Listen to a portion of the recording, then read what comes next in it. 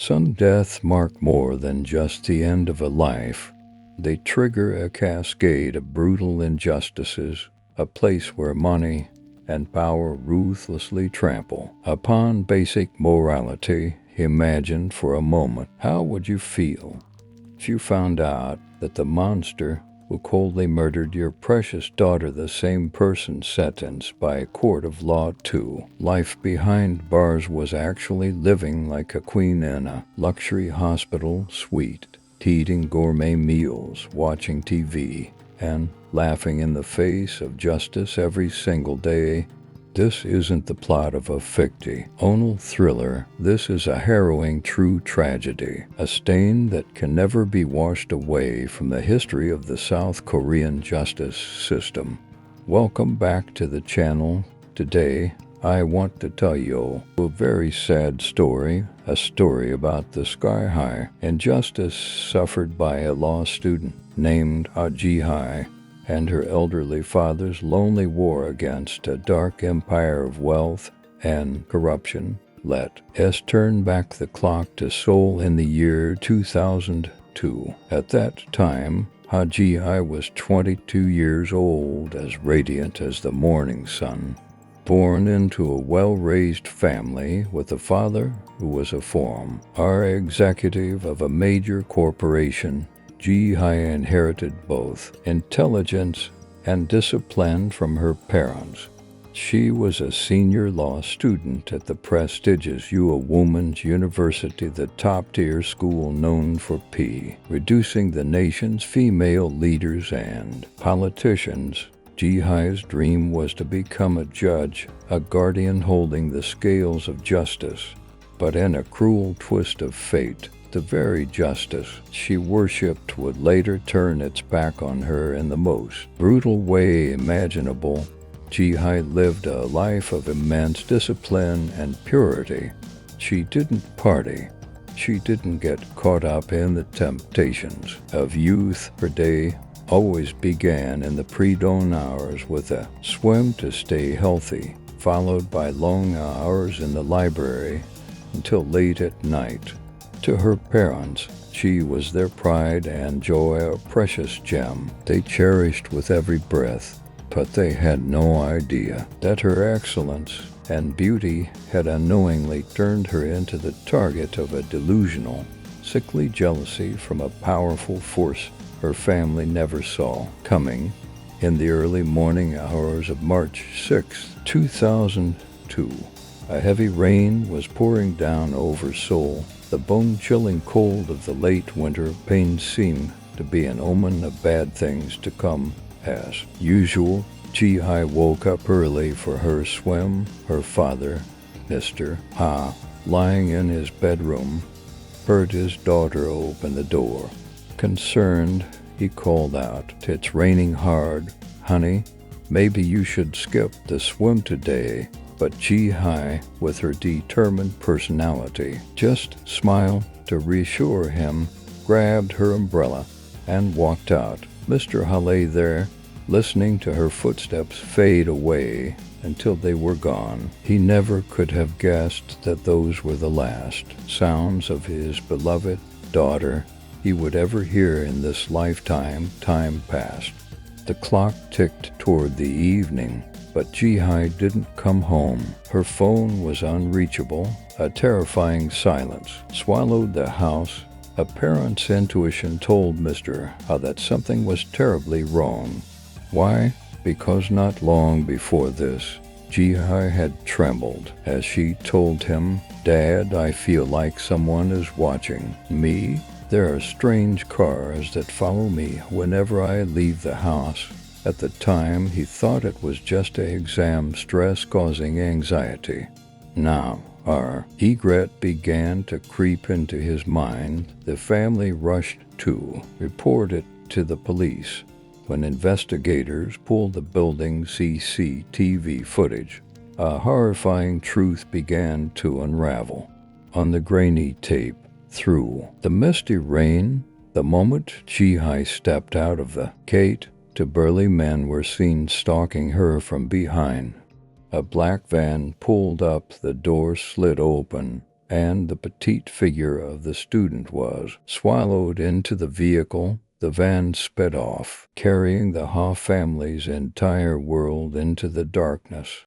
10 days that felt like 10 centuries. Jihai's parents ran everywhere, printing thousands of flyers, knocking on the doors of every police station, begging every passerby. They held on to a fragile hope that she had just been kidnapped for ransom, that if they just paid the Oni, she would return. But the true nightmare arrived on the 10th day. A hiker on Mount Hanam in Gyeonggi province, about 12 miles from Seoul, discovered a large sack dumped carelessly under a tree covered poorly with dry leaves. The smell of death was overpowering. Police arrived at the scene and opened the sack. Inside was the cold body of Ha Ji-hai. The beautiful, vibrant girl was now just a lifeless shell bearing horrific wounds. The autopsy results made even seasoned detectives shudder. Ji-hai had been shot with an air rifle. Not one mercy shot, but 6 shots. The cruelest, most vicious detail was that the killer had fired 4 shots directly into her beautiful face and into the back of her head. Why the face in criminal psychology, destroying a victim's face, signifies extreme personal hatred. The killer didn't just want to kill her, they wanted to erase her identity, to destroy her beauty even in death. It was the act of a devil in human skin. The entire nation of South Korea was in shock. Who could possibly hate a gentle law student who had never wronged anyone to such a degree? The most critical clue came from the excellent memory of her grieving father. He remembered that a few months prior, a shady-looking man had approached him pretending to discuss business, but acting very suspiciously. He had kept the man's business card. From that fateful card, police tracked down the 2 hitmen, Yoon Nam-shin and Kim Young-ki. They had fled to China immediately after the crime. It took a grueling year of coordination with Interpol to capture and extradite these 2 monsters back to Korea. And from their mouths, the name of the mastermind, the real devil, was finally spoken. It was Yoon Gil-ya. Yoon Gil-ya wasn't a street criminal. She was a wealthy madame, the wife of the chairman of a massive flour milling company in Bizen. She lived in silk and velvet, lacking nothing in terms of power or money. But the most shocking part, she was the mother-in-law of the victim's own cousin. The 2 families were in-laws. They were related. Why would an aunt figure act so brutally toward her own niece? The answer lies in word paranoia. Madame Yoon's son-in-law was a young, talented judge named Kim Hyun-chul. Madame Yoon, possessing the sick possessiveness of a woman used to bullying others, always suspected her son-in-law of having an affair. She scrutinized his every call and text. One day, under intense interrogation from his mother-in-law about a strange phone number, the son-in-law, wanting to deflect and protect his privacy lead, he blurted out that it was the number of his cousin, Ha Ji-hai, and that they were just discussing her law studies. He, judge who understood the law, naively thought a harmless lie would calm his mother-in-law down. But he was wrong. He had unintentionally pushed his innocent cousin through death's door.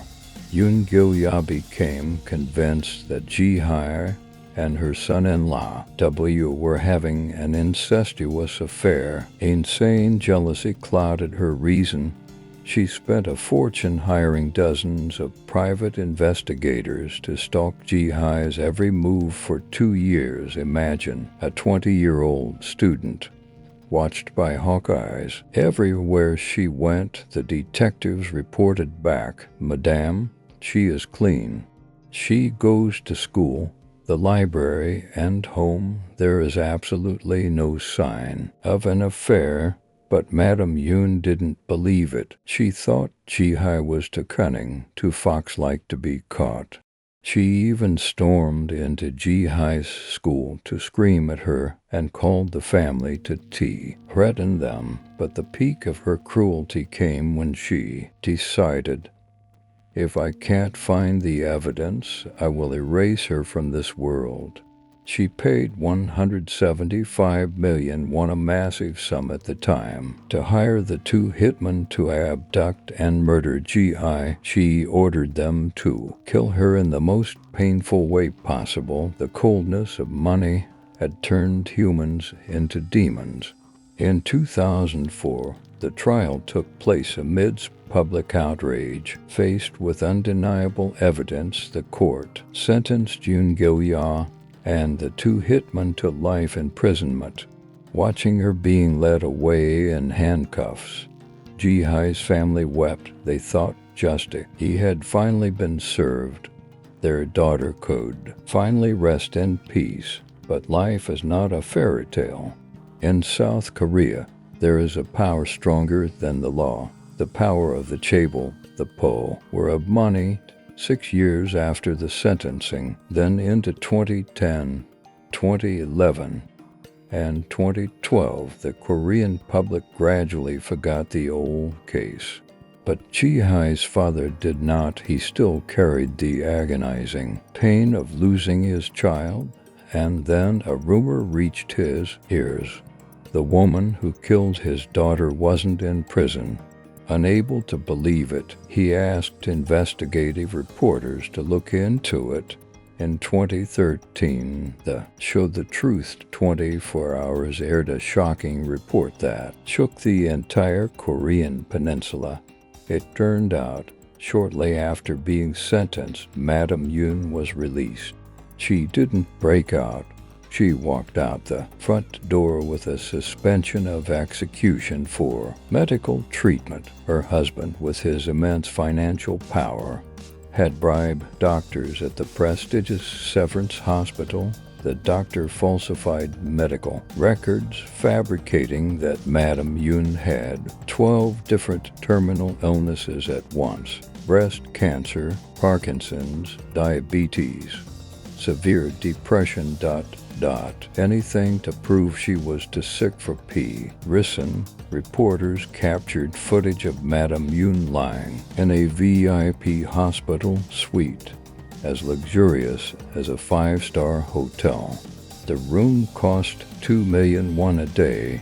In that room there were no bars, no guards. Jay used soft blankets, flat-screen TVs, and gourmet food. She lived like a queen, ordering nurses around, scolding doctors. She was even spotted casually strolling down the street, going shopping. Put yourself in the shoes of Ji-hai's parents. Their daughter lay cold 6 feet under, her body destroyed by that woman's bullets. Meanwhile, the mastermind was enjoying a royal life, using money to mock the law and mock their pain. This injustice wasn't just a slap in the face to the victim's family. It was a punch to the gut of every Korean citizen who believed in justice. When the truth was exposed, an unprecedented wave of anger exploded. People took to the streets in protest, lighting candles, demanding justice for Ji-hai. Under massive public pressure, authorities were forced to act. Yoon Gil-ya was thrown back into prison, a real prison this time. The doctor who faked the records lost his license and was fined. Madame Yun's husband was investigated for embezzlement, but the price paid for delayed justice was too high, far too high. Ji-hai's mother, that poor woman, could not wait until the day she saw the real enemy pay for her crimes. In the years following her daughter's death, She lived in absolute agony. The image of her beautiful daughter in that sack haunted her every night. She blamed herself for failing to protect her child. She tore Ned to alcohol to forget the cruel reality. She drinking until she passed out every day just so she wouldn't have to cry. She stopped eating, stopped drinking water, and her body wasted away, and then she passed away alone in that empty house. When she was found, her skeletal body was surrounded by countless empty liquor bottles. She died of grief. She died of resentment. She died because of the cruelty of a villain and the indifference of the law. You could say Yoon Gil-ya didn't just kill Ha-ji-hai. She killed the entire family. She killed the Mo, her with an invisible knife called injustice. As for the father, Mr. Ha, he is now left all alone in this world. His hair has turned white, his sunken eyes holding an ocean of stuff. Hearing he lost everything, his daughter, his wife, and his faith in life, he said through tears. If the law had been strict from the beginning, if the wealthy couldn't buy their freedom, my wife wouldn't have died in such resentment. The story of Ha-ji-hai's death closes here, but the obsession and outrage it leaves behind remain intact. It is a stern warning about the dark side of modern society, where dirty money can creep into every corner of the courts and hospitals. It forces us to ask a haunting question.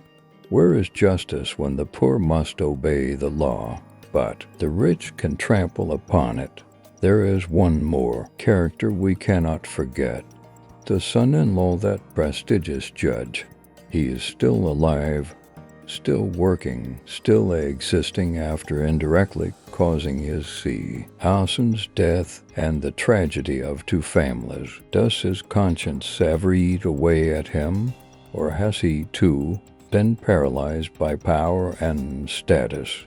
That is a question only he can answer. Thank you for listening to this emotional and haunting story. I hope that in another world, Ha-ji-hai and her mother have been reunited, a place with no pain, no hatred, and no monsters using money to buy lives. If you feel outraged by this case, please leave a comment to share your feelings, and don't forget to subscribe and hit the notification bell so we can seek the light of justice together in the next video. Goodbye and see you again.